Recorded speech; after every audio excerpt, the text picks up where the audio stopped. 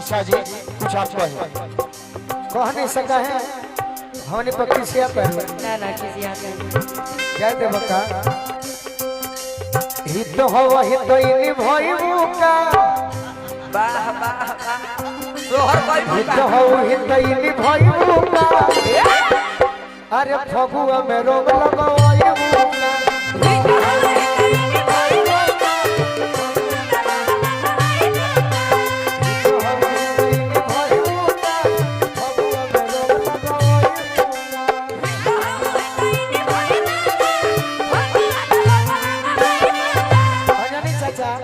Mobile तैयार करले बड़ी कुछ कहीं हर खतरनाक है कह आपके ऊपर लिखे हैं ये गाना को अच्छा कह दो कहे पहले इसको आप खत्म कर लीजिए अरे हमारे खत्म ना होई खत्म एक्स्ट्रा में क्या होता है ये शुरू में बोले थे ना कि दिन पर दिन हम कड़िया बढ़ जाता है और थोड़ा मैं देख भी रही हूँ आपको थोड़ा सामने होते जा रहे हैं रंग आपका सामना नहीं है सुना सुना देखो कहवाई वो तो जानी चाचा के भेजले बानी हाँ। आ जाना तनी केस इनका सनी मन के होना बजे जान तर कौन गई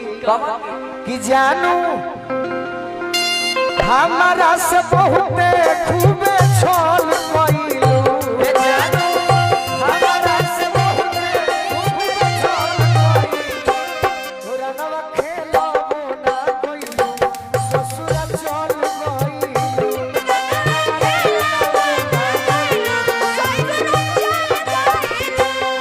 नवा खेलो ना कइलू ससुरा चल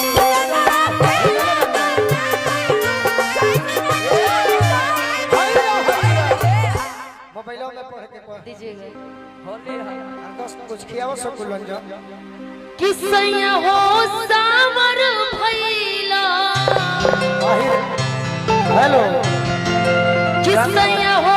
सामर भैला कैमरा भैया थोड़ा बना दीजिए चंदन कैमरा बनल बा मारना अंकित भाई किसैया हो सामर भैला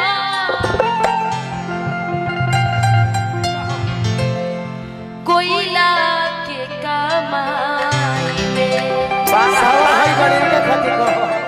रहो दिन पर दिन भइल वाली पता ना का है हम हो कि राजा हो सामर भैला कोयला के कमाई में वाह वाह झरिया से भी लाई मेरा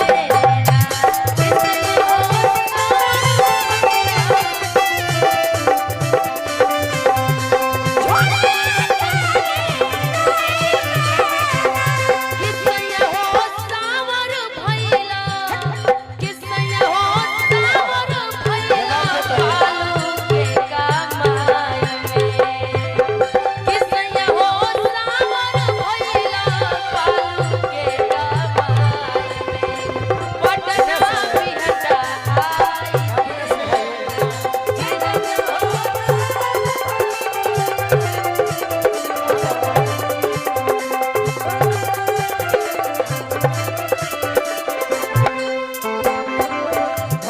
का भइली पतिया तोहरो कोइला ऐसन बतिया की ओ फटिया लेके कोइलो ए राम की ओ फटिया लेके कोइलो ए राम की ओ फटिया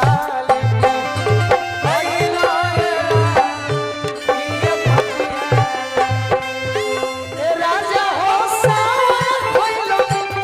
कोइला के कमाई से हरिया में रहला तीन बरस कलकाता तोहर लौके पाता पाता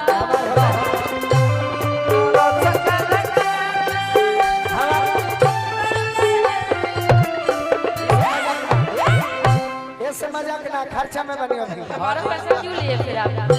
हमारे दिल में पूछ